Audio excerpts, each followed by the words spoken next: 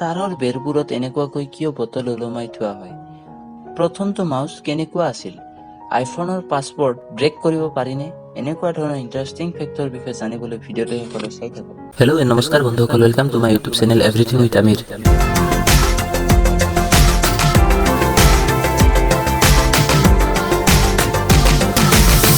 Fact number 5। বন্ধুসকল, আপোনালোকে সকলোৱে জানে যে অহাকালিক টুমৰো আৰু অহাকালিৰ পিছৰ দিনক অভাৰমৰো বুলি কোৱা হয়। অৰ্থাৎ অহাকালিক টুমৰো আৰু পৰহিক কোৱা হয় অভাৰমৰো। ঠিক তেনেদৰে যোৱাকালিক য়েষ্টাৰডে বুলি কোৱা হয়। কিন্তু আপোনালোকে বাৰু জানেনে যোৱাকালিৰ আগৰ দিনটোক অৰ্থাৎ যোৱা পৰহিক ইংৰাজীত কি বুলি কোৱা হয়?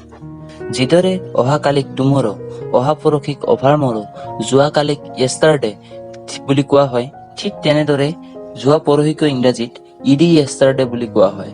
আচলতে টুমৰো আৰু য়েষ্টাৰডেৰ বিষয়ে বহুত মানুহে জানে, কিন্তু এই অভাৰমৰো আৰু ইডি য়েষ্টাৰডেৰ বিষয়ে বহুত কম মানুহে জানে। চ' বন্ধুসকল, আপুনি বাৰু এই কথাটো জানিছিল নে নাই? তলত নিশ্চয় কমেণ্ট কৰিব। নম্বৰ 4। বন্ধুসকল, আপোনালোকে বাৰু জানেনে যে চিপছ এনেকুৱা এটা বস্তু যিটোক প্ৰায় সকলোৱে খাই ভাল পায় আৰু ইয়াত অধিক চৰ্বি থকাৰ বাবে মানুহবোৰ ইয়াক খাই খাই মোটা হবলৈ ধৰিছে, যিটো খাবলৈও বহুত সোৱাদৰ হয়। আৰু বৰ্তমান চাগে এনেকুৱা কোনো মানুহ নাই যিয়ে চিপছ খাবলৈ বেয়া পায়। কিন্তু আপোনালোকে বাৰু জানেনে যে এই চিপছ প্ৰথমতে কেনেকৈ আৱিষ্কাৰ হৈছিল বা কোনে আৱিষ্কাৰ কৰিছিল? আপোনালোকে জানেনে যে চিপছৰ এটা বহুত ধুনীয়া ইণ্টাৰেষ্টিং কাহিনী আছে? শুনক বন্ধুসকল, আগৰ দিনত আলুবোৰক বহুত মোটা মোটা কৰি ফ্ৰাই কৰি মানুহক খাবলৈ দিয়া হৈছিল। তেতিয়া এদিন এখন হোটেলত এজন বহুত খঙাল গ্ৰাহক আহিল আৰু যিজনে চিপছৰ এই মোটা মোটা ফ্ৰাই দেখি চিঞৰিবলৈ ধৰিলে আৰু পাতল আনিবলৈ ক'লে। তেতিয়া সেই হোটেলখনত থকা ৰান্ধনীবোৰে আলুবোৰ পাতল কৰি ফ্ৰাই কৰি আনি দিলে। তেতিয়া সেই গ্ৰাহকজনে আকৌ পাতল কৰি আনিবলৈ ক'লে। তাৰ পিছত ৰান্ধনীজনে আকৌ সেই আলুবোৰ পাতল কৰি ফ্ৰাই কৰি দিলে। তাৰ পিছত গ্ৰাহকজনে আকৌ পাতল কৰিবলৈ ক'লে। এনেকৈ পাতল কৰোতে কৰোতে সেই আলুবোৰ ইমানেই পাতল হৈ গ'ল যে সেইবোৰ এটা নতুন আৰু ইউনিক ডিজাইনতহে পৰিণত হৈছিল আৰু যিবোৰ খাবলৈও বহুত সোৱাদৰ আছিল। তেতিয়াৰ পৰা যি চিপছ বনোৱা হ'ল, ই গোটেই পৃথিৱীতে একেবাৰে বিয়পি পৰিল। আপোনালোকে বাৰু জানেনে যে সেই হোটেলখনত যিজন ৰান্ধনী আছিল, যি চিপছৰ আৱিষ্কাৰ কৰিছিল, তেওঁৰ নাম আছিল জৰ্জ ক্ৰাম আৰু এই ঘটনাটো 1853 চনত সংঘটিত হৈছিল। Fact number 3। বন্ধুসকল, আপোনালোকে বৰ্ডাৰ এলেকাবোৰত এনেকুৱাকৈ বটল ওলমাই থোৱা নিশ্চয় দেখিছে। কিন্তু আপোনালোকে বাৰু জানেনে যে এই বটলবোৰ কিয় এনেকুৱাকৈ ওলমাই থোৱা হয়?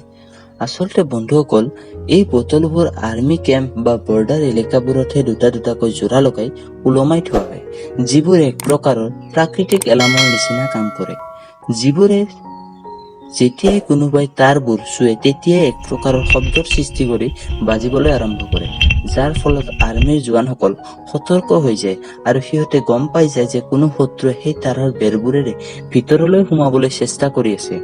ইয়াৰ উপৰিও ৰাতিৰ আন্ধাৰত আৰু কুঁৱলীৰ সময়তো এই বটলবোৰে আৰ্মীৰ জোৱানসকলক বহুতেই সহায় কৰে। Fact number 2। বন্ধুসকল, আপোনালোকে বাৰু জানেনে যদি কোনো এপল মোবাইল ইউজাৰৰ বা আইফোন ইউজাৰৰ মৃত্যু হয়, তেনেহলে সেই মোবাইলত থকা ডাটাবোৰ বাৰু কোনোবাই পাবনে? বা সেই ডাটাবোৰ ৰিকভাৰ কৰিব পাৰিবনে? বা কোনোবাই ফোনৰ পাছৱৰ্ডটো ব্ৰেক কৰিব পাৰিবনে? আচলতে বন্ধুসকল, আইফোনৰ পাছৱৰ্ডবোৰ ৰিকভাৰ কৰিব নোৱাৰি, কেৱল ৰিছেটহে কৰিব পাৰি। যদি ডাটাবোৰ বেকআপ কৰিব লগা হয়, তেনেহলে ফোনটোক ৱাইপ কৰিব লগা হয়, যাৰ ফলত সেই ফোনটোত থকা সকলোবোৰ ডাটা ইৰেজ বা নোহোৱা হৈ যায়। এপল কোম্পানীয়ে নিজৰ ফোনবোৰৰ চিকিউৰিটি চিষ্টেমটো এনেকুৱাকৈ বনাইছে যে সেই ফোনটো কেৱল ফোনটোৰ মালিকেহে আনলক কৰিব পাৰে। এইটোৱে কাৰণ যাৰ কাৰণে আইফোনবোৰে আপোনাৰ গোপনীয় তথ্য আপোনাৰ মৃত্যুৰ পিছতো সুৰক্ষিত কৰি ৰাখে। যদি আপুনি আপোনাৰ মৰাৰ পিছত আপোনাৰ আইফোনটোক কোনোবাক দিব বিচাৰে, তেনেহলে আপুনি সেই ইচ্ছাপত্ৰত লিখিবলৈ পাহৰি নাযাব।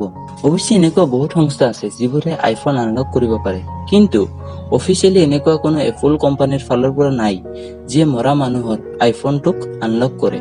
নম্বৰ 1। বন্ধুসকল, আপোনালোকে কেতিয়াবা নহয় কেতিয়াবা মাউচ নিশ্চয় ব্যৱহাৰ কৰিছে, যিবোৰ সাধাৰণতে প্লাষ্টিক বা ৰবৰেৰে বনোৱা হয়।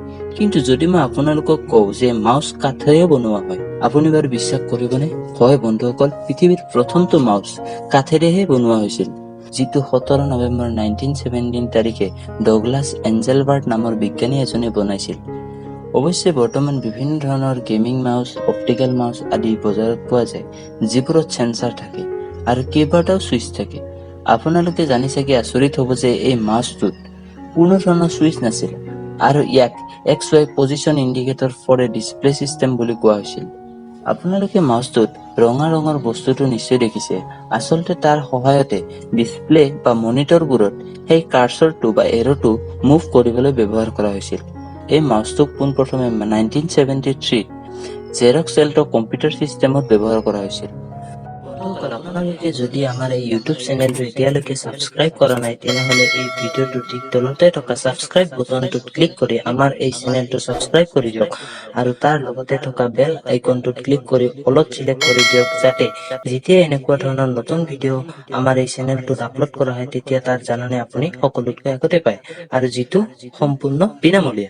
আপোনালোকে যদি আমাৰ এই ভিডিঅ'টো চাই ভাল পাইছে, তেনেহ'লে ভিডিঅ'টো ঠিক তলতে থকা লাইক বুটামটোত ক্লিক কৰি ভিডিঅ'টো লাইক কৰক, কমেণ্ট কৰক আৰু যিমান পাৰে সিমান শ্বেয়াৰ কৰক, যাতে আনেও এই ফেক্টবোৰৰ বিষয়ে জানিব পাৰে। আৰু লগতে আজিৰ এই ভিডিঅ'টোত দেখুওৱা ফেক্টবোৰৰ ভিতৰত আপুনি কিমানটা আগতেই জানিছিল সেইটো কমেণ্ট কৰি জনাব নাপাহৰিব।